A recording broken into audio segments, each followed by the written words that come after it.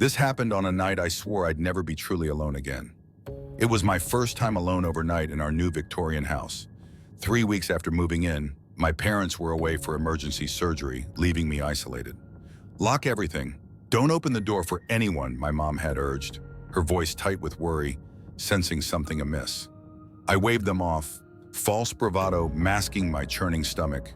The house, with its high ceilings and labyrinthine hallways, felt less like a home and more like a vast, echoing museum of forgotten secrets. Every shadow stretched, every creak sounded like a deliberate footfall. The silence was heavy, a premonition of terror. The first few hours were uneventful. I ordered pizza, watched a terrible horror movie, trying to convince myself the empty rooms weren't watching. Around midnight, a thirst led me to the kitchen. That's when I heard it, a faint rhythmic scratching from the wall behind the refrigerator. Scratch, scratch, pause, scratch, scratch. Like tiny sharpened claws carving into plaster. It was too deliberate for mice, an insidious rhythm chilling me to the bone, refusing to leave my mind. The night was suffocatingly still. I dismissed it as the house settling, but there was no wind. I finished my water quickly, its gulping echoing unnervingly, and hurried back to the living room, pulling a thick blanket tighter. The scratching continued, a phantom rhythm seeping through the floorboards, subtly moving from the kitchen to the dining room, then the living room wall. It was surrounding me, a sinister, unseen presence. The house felt malevolent, alive with something dark and ancient. My heart pounded frantically. This wasn't mice. It was something larger, inside the house, traversing hidden passages. The thought of something unseen yet audibly present sent a cold wave of nausea through me. My phone felt useless. The police would dismiss me as hysterical. The isolation was absolute, tightening with every second. I was truly, utterly alone. Against my better judgment, a desperate need for answers overriding my fear, I decided to pinpoint it. Armed with my phone's flashlight, a weak, trembling shield, I crept towards the dining room.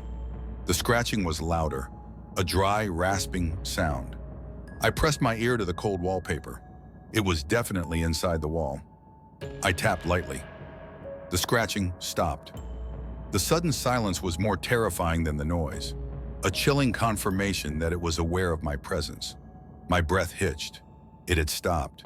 It had reacted. It wasn't random. It was responding. A cold dread settled, confirming my worst fears. This was intelligent, aware. It knew I was listening, knew I was afraid. It was toying with me, savoring my terror. The air grew heavier, colder, as if an unseen entity breathed down my neck. I waited, frozen, heart hammering. After an agonizing minute, it started again from the ceiling above me. A chill snaked down my spine.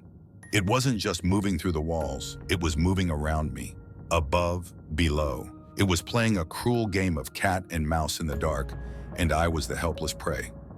Pure terror paralyzed me, my limbs heavy and useless. Panic surged. I raced upstairs, desperate to barricade myself in my bedroom. But on the landing, a new sound joined the scratching, a faint, sibilant whisper. So soft I thought I imagined it, but then it came again, like dry leaves rustling or a parched, ancient throat. It scraped against my soul, a chilling, intimate murmur calling my name. It was coming from my parents' bedroom. Their door, which I distinctly remembered closing, was now slightly ajar. I stood rooted, screaming to run, but my feet felt glued. The whisper grew louder, a continuous, low murmur punctuated by the rhythmic scratch, scratch, a horrifying duet. My mind screamed to escape, but morbid curiosity held me captive. Slowly, agonizingly, I pushed the door open. The room was dark, curtains drawn. Moonlight barely pierced the gloom. The whispering was loudest, a sickening, intimate sound coiling around me. My flashlight swept the room. Nothing. My heart pounded with desperate hope. Then I saw it. On the far wall above their headboard, something etched into the plaster. Fine, hair-thin lines, almost invisible. As my beam lingered, I saw the pattern, a crude, jagged drawing, a tall, impossibly thin figure with spindly limbs and a blank, featureless oval head. Around it, smaller, similar figures, clinging like grotesque children. A family portrait drawn by something inhuman, something that had been here before us, waiting. My blood ran cold. This wasn't just scratching. This was art. Something had painstakingly carved this disturbing image. And the whispering, it came from behind the drawing, as if the wall itself was breathing, speaking, imbued with horrifying sentience. The air grew heavy, thick with an unseen, suffocating presence. I stumbled backward, a choked gasp escaping. The whispering intensified, rising to a frantic babble. The scratching became a furious, tearing frenzy, no longer rhythmic, but desperate. The wall behind the drawing seemed to bulge, ripple, breathe, as if something monstrous was pressing to emerge. The entire house groaned. I turned and fled. Down the stairs, heart bursting, I grabbed nothing, just ran, out the front door, leaving it wide open into the cold, silent night. The air outside was a blessed relief, but I knew the house's malevolence would follow.